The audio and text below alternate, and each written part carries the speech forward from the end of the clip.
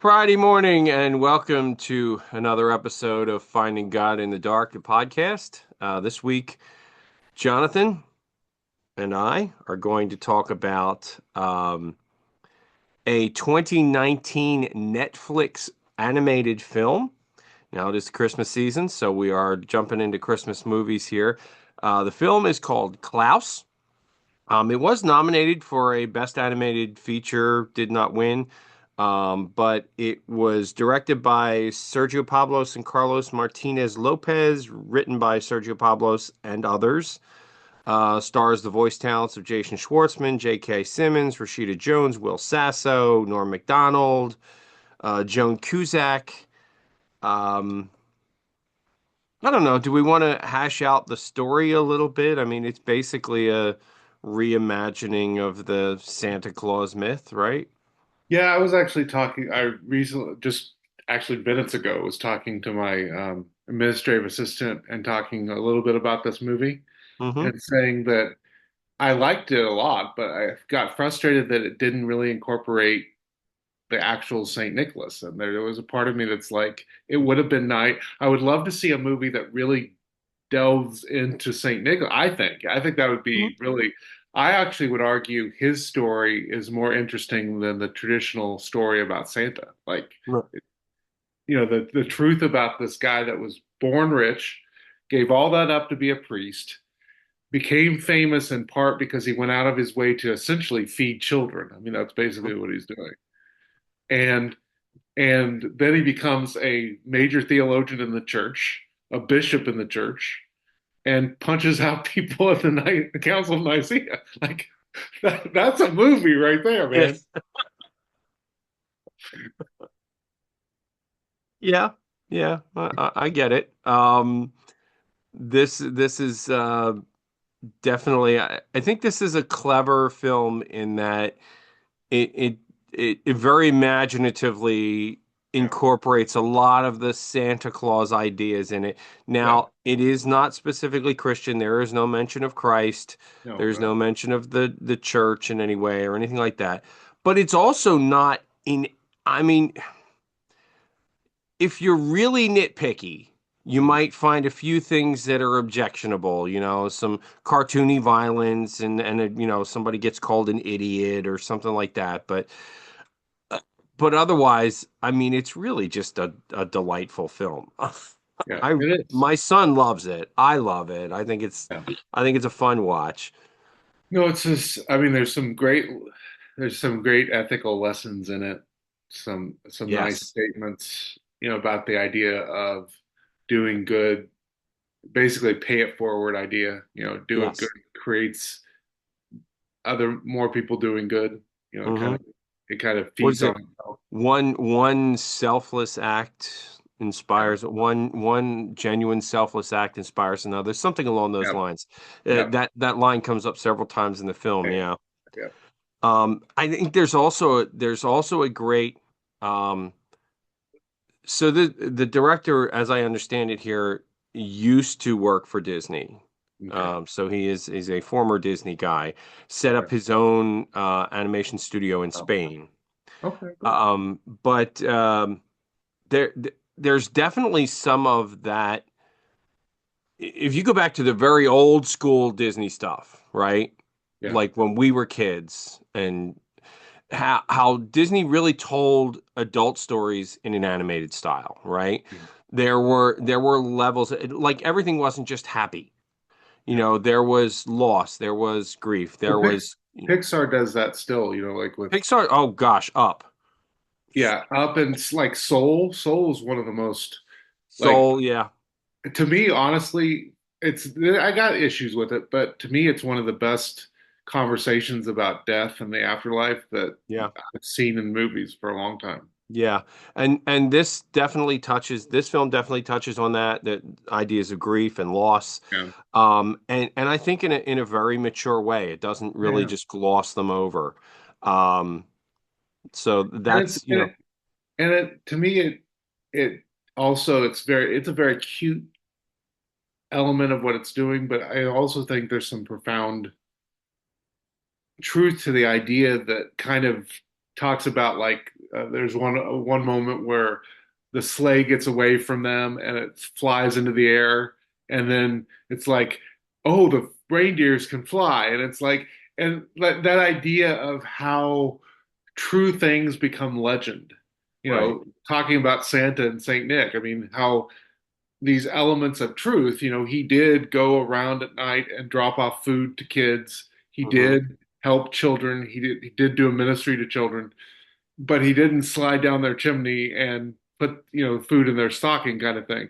And it's, Or leave coal for bad little children. yeah, it's like this true element of this idea that he would leave food for them, and sometimes they would. I think they did leave out their stockings or stuff, and he put it in, but Hmm. like it becomes this. Okay, we're gonna amp it up. He goes down the chimneys. I mean, it's like Right. you just amp up the story, and that what's beautiful about that, I think, is it reminds us that oftentimes legends have truth in real history, Mhm. and part of the fun is kind of uncovering the true story that a lot of times is better than the legend, to be honest. I mean, it's more fascinating.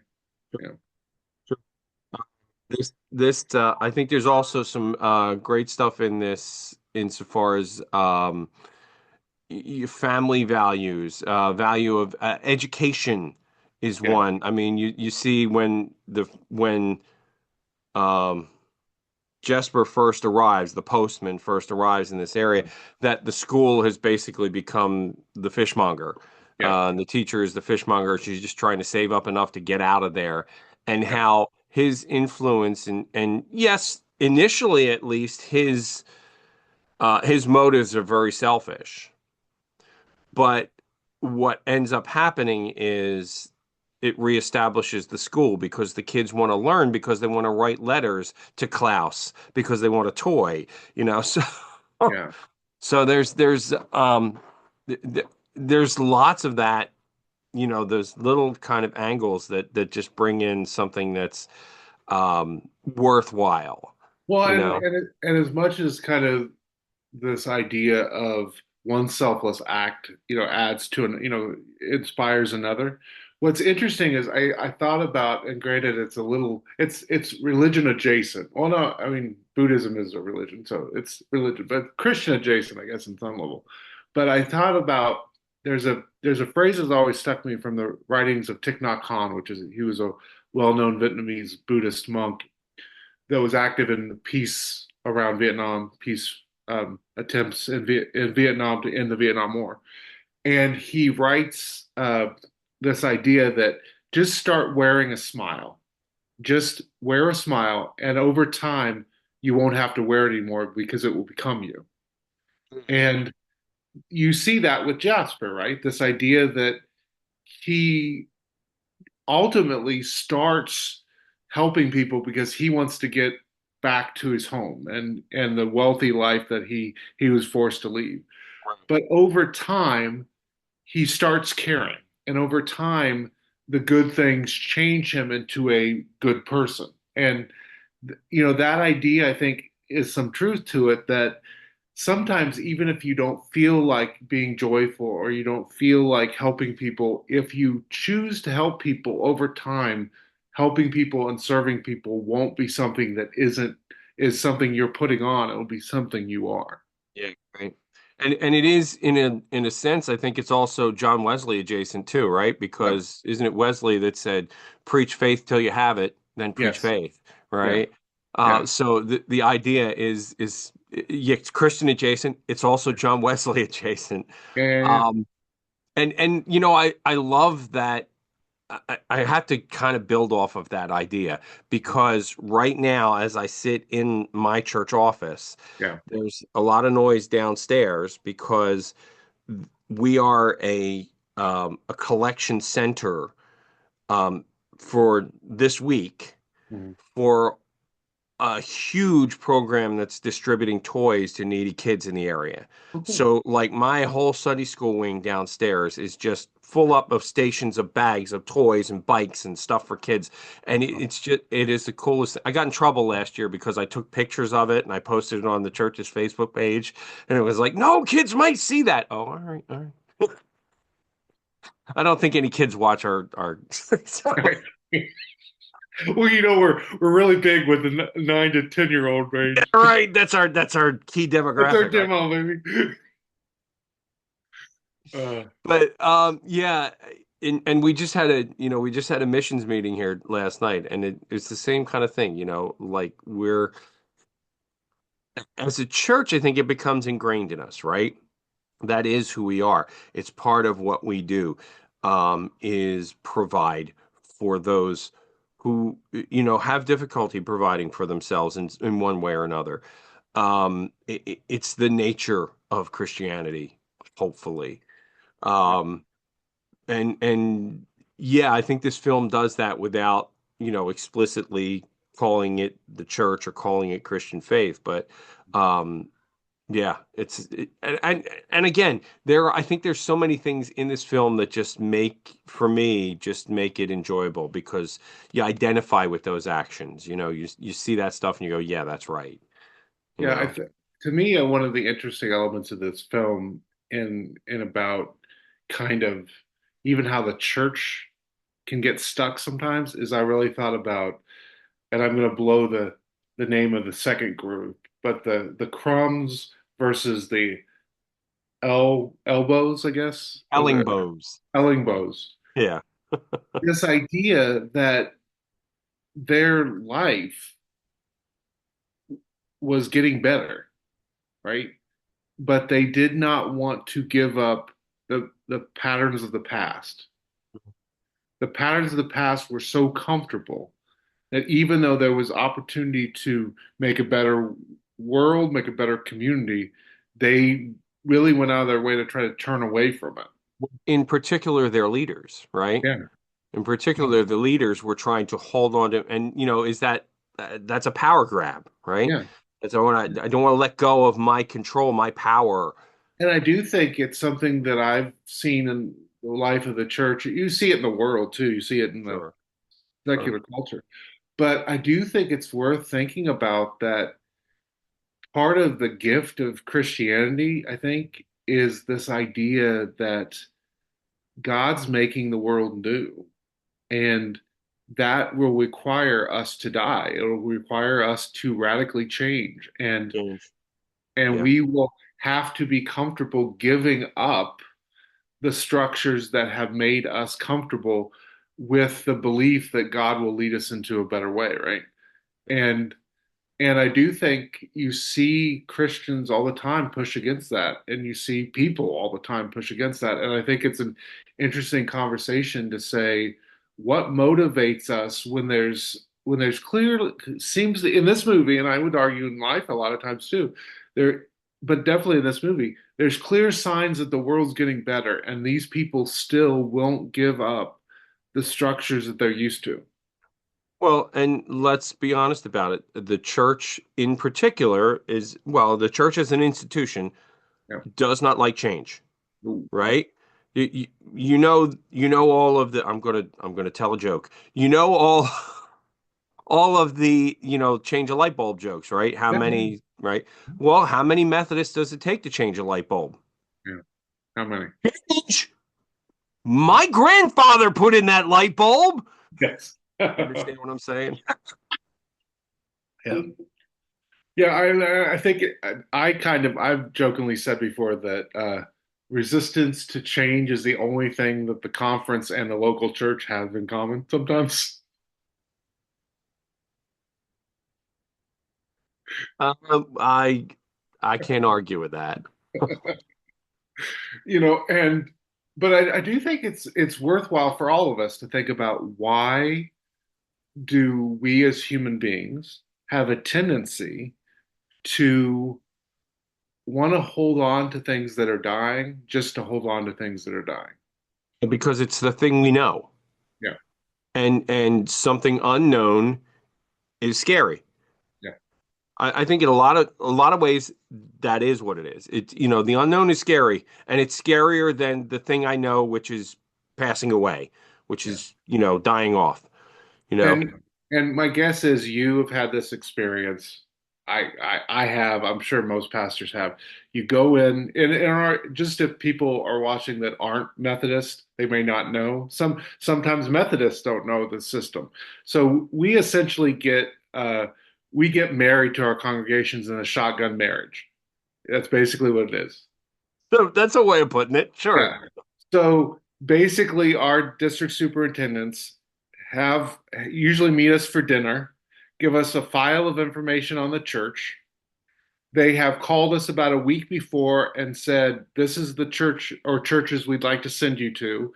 You have till tomorrow morning to let us know if you want to do it." Right? 24 hours. Yep. They usually call, usually it's less than that because they usually call us at like 7 or 8 at night and they want to know by 9 o'clock in the morning. So it's Got even less 24 than hours when I came here. That was a year and a half ago. So okay. Well, maybe they've changed. maybe. Who But knows? but anyway, then we go meet with the staff parish committee of our church, which is basically the personnel committee of our church. And we meet with them for about an hour. They usually ask some questions.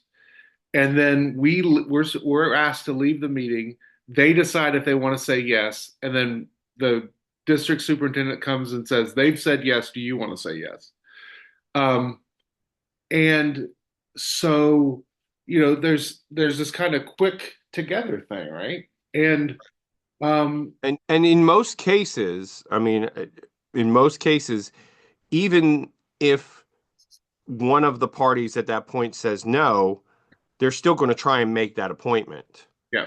It's not like, oh, okay, well then we'll do something Well, and else. it's I would say it's explicitly or at least implicitly said to both parties, you don't want to say no. Right.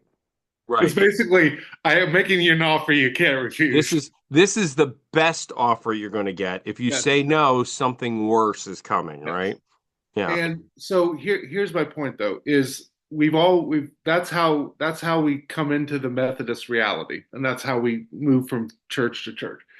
And yet, I would argue every church I've ever been at, they when they meet with me that first time will say, I say, what are you hoping for? They'll say, we want to grow. That's always, we want to grow, we want to get bigger. When I then come to the church and go, okay, you understand to grow, you're going to have to change. There's usually deep resistance to, and so I remember this one Yep. conversation because we're encouraged now, which is a good policy, but we're encouraged now to try to meet with as many people as quickly as we can when we first get there. And I remember a couple churches past. I was meeting with a woman. I was like, what are your hopes for the church? And she was like, five more families. And I went like, why five more families? Well, I work with the finance committee, and if we have five more families, we can sustain what we need. That's what really we really need financially. You and I haven't served any of the same churches, have you? Because I've had I mean, literally that exact same And conversation. then it became my job in my head very quickly to try to have a conversation with her about that's not what the gospel is about. The gospel is about growing. It's not about getting five, like having a number on that or getting what basically, essentially, she was saying to me, we want five people just like us that will basically open up their checkbooks and fund us doing what we do. And we don't really want to change, recognizing that those five families will change us. We don't want them to change us. We just want them to fund us. And, and there's a part of me that always struggles with why do we as Christians, I don't want to even say churches, why do we as Christians not recognize that's not what the gospel is about? The gospel is about connecting with as many people as you can, exposing as many people as you can to the love, justice, care, and mercy of Jesus Christ, and then trusting God to do something with that. And growing, then all churches should want to grow in number and impact, absolutely. But it's interesting to me, we often don't recognize that that's going to change us. you Yeah. know, yeah, Yeah, and necessarily. not even that it, because you get some people, well, we might have to change. Well, I can guarantee you, you will have to change. That Absolutely. if you want more families, particularly you want more young families in the church, you are going to have to change. Yeah, Things will change. If you get your wish, the church will change. yeah, And you have to be comfortable with that. yeah. That's what you're asking for. I also remember I did a visualization exercise once in a sermon I was giving, and I asked everybody to close their eyes, and I said, "Imagine this church full of people." And then I go like, think about the fact that the person you're sitting next to you, you don't know, and you're almost fighting for elbow room, and maybe they don't smell so great. And like I was going through all the realities of what a church full of people would feel like. And what was interesting is I had someone afterwards say, "Please never do make us do that exercise." And I always find it fascinating because I recognize it's in me too. I'm an introvert. I struggle with change. I mean, we all struggle with change, but I think it's fascinating that churches will always say they want to grow, but they oftentimes don't actually want to do the work of changing that would allow them to grow, or recognize the fact that if they do grow, they're going to have to necessarily change. Yeah. Yeah, absolutely. And particularly where we are as a denomination right now, and that the overwhelming majority of the churches in the UMC are would be considered small membership churches. Mhm. So growth is a great goal.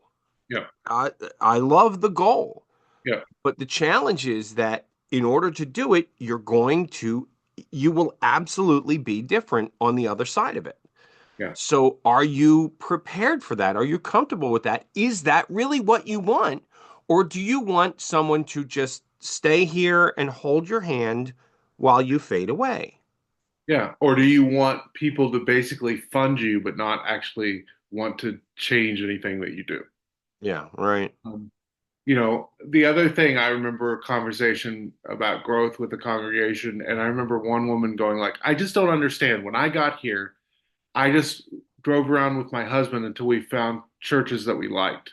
And I don't understand why people don't do that." And I'm like, because people don't do that anymore. Like that's not, you know, Well, look, there's a segment of people that do that there, but the reality is that most people have a connection of some sort with the church that, yeah, I mean, it's interesting. We come back to the film, right? That Jesper, the main character, the postman, yeah, has no connection to this place. He doesn't know this place. He's sent yeah, there really as a punishment by his father, who is the yeah, postmaster general. yeah. And he kind of comes in like we are, right? Like only knowing it's a place. And to be honest, he's coming in how we usually come in, whereas we're motivated a lot by self-interest. We're trying to strengthen our career, or Mhm. we're trying to make the cabinet feel like we're doing a good job. Like we come in with a lot of self-interest, a lot of, Sure, sure. and what's interesting, I think, about this movie in light of kind of what we do as pastors, I think, is um, there's this real tug about the reality, I think, that the church in America, at least, is not growing, in part because we aren't the rest of the community outside the church doesn't really feel like we're adding value to their life anymore. Essentially, coming to church won't change my life, right? And that's why they're not coming, because they don't think it'll change them and make them better, or make them become whoever they want to become. And yet, the very thing that's keeping us from offering that is the fact that the people in the church struggle with changing. So it's like, it's kind of this back and Catch 22. yeah. And so Jasper wants to change the community because it will benefit him. Over time, doing that work changes him, but yet significant leaders in the community push back hard against changing, even though it will make their world and their community better. And I think it's not set up to be this at all, but I'm a pastor and we do a pastor podcast.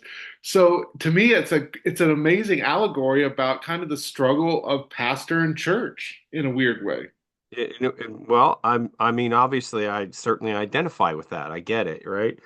Um, it is, it's it overall. I Yeah. mean, I think it's just a really fun film. Yes. It's got, where we take it, obviously, we go off on tangents a little bit. That's what we do. I'm not going to apologize for that. That's the fun Um, of watching us do this for 25 I hope folks find that fun. Yeah. But it is kind of what we do. The interesting thing to me is that it for a 2019 film, so it's 5 years old. Okay.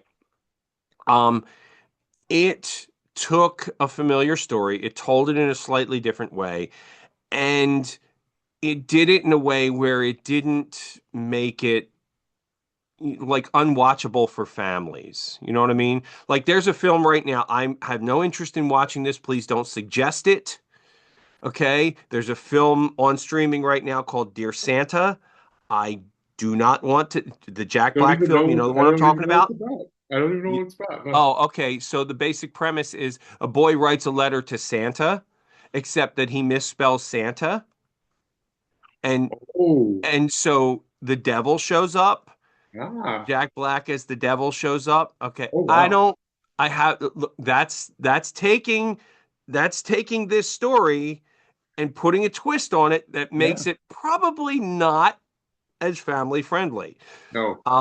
And when I've got okay, granted, my 14-year-old son, he can handle a more mature film, Sure. but he just loves this film. I mean, this and The Iron Giant. He could watch those films endlessly, and I love that about him, that he still has some of that kind of childlike wonder, right? Yeah. And I I want to find films like that, Yeah. like I love the original Grinch, Mhm. but I also love the Jim Carrey Grinch. Yeah. It's just they're not for the same audience, No. you know. And I don't know. I think what's interesting, I guess you can argue all movies on some level are about this, but change is a real theme in this movie about like Klaus, this really kind of the best person in the movie. I guess you could argue the best motivated person in the movie. Sure. Um, he struggles with living life after the death of his wife. Like he shuts down, right? He has created all these toys, and it's Jasper who stumbles upon the toys and then comes up with an idea with them. Otherwise, without Jasper's activity, those toys would have been there until he died, and no one would have been blessed by them at all, He right? would have been closed off. Yes.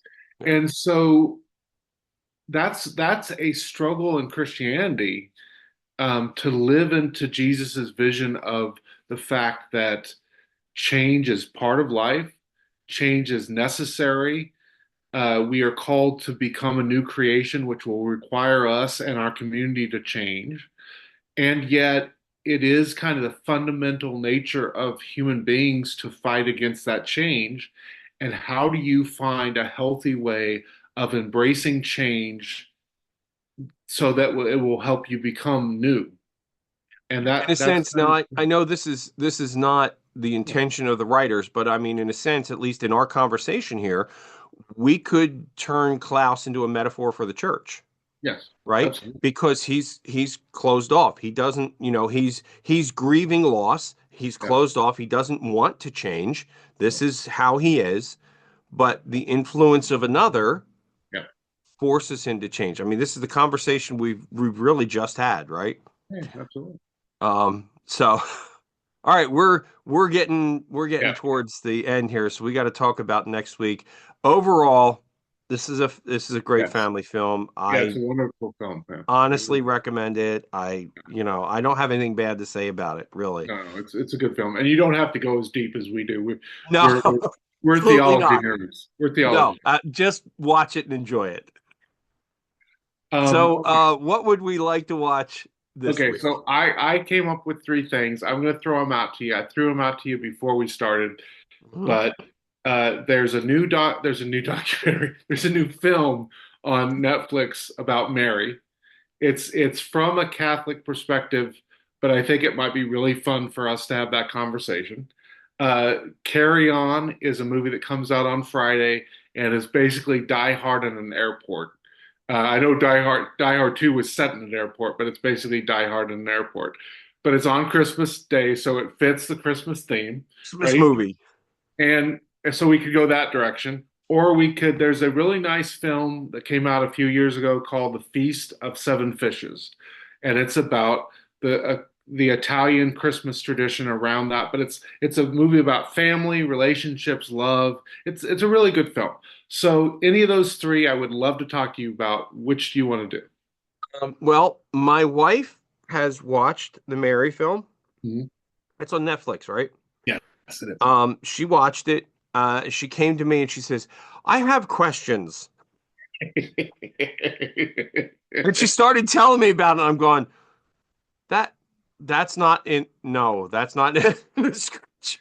That's not in the Gospels, no. Yeah, that's not in the Gospels. Yeah. So let's watch that one. I didn't watch it yet, so I'll watch it. Well, I can be more technically, informed about it. we will unpack this more next week, but it actually is in the Gospel of James, which is a gospel that was written in the Non-canonical, right? non-canonical Hmm. 150s to 200, so pretty early, but later than our gospels that were written in the first century. But um, yeah, so we probably shouldn't say it's not in the gospel. We should say it's not in the gospel in the Bible. It's not in the canonical Gospels. It's Gospels, yeah, not yeah, in the. It's yeah, not in. What was it? The Council of Nicaea, right? yeah, yeah, yeah, Um, where now we'll get all historical. yeah. Wait, and then we'll start talking about the gospel. What were the other ones? Shepherd of Hermas, and we'll start talking about all the Gospel of Peter. Yeah, gospel. yeah. What's the one where Jesus pushed a kid off a roof so he could resurrect him? Yeah, that's the infancy gospel of Peter. There's actually two gospels of Peter. Yeah, There's just the gospel of Peter, and there's an infancy gospel of Peter. yeah. Yeah, There's yeah. we It'll be have to fun we to talk. have to say, look, we have to say there's a reason that those are not canonical. Okay. Yes, and it will allow me to give my piece, which I really like to do about how, especially Protestants, oftentimes downgrade Mary because they think honoring Mary is too Catholic, and I have a problem with that, and we'll can talk about all that next week. Okay. So, Yeah, we'll talk about it next week. yeah, Cool. So then this week we're going to watch Mary. It's on Netflix. And until next week, friends, thanks for watching. Keep on finding God in the dark. We'll see you next week. bye. Thanks for watching the Finding God in the Dark podcast. If you're enjoying these discussions, please consider hitting the like button down below or subscribing to follow along. We put out weekly episodes on Friday mornings, and we are so glad that you're finding this discussion of theology and film entertaining enough to follow along with us. Take care and God bless, friends.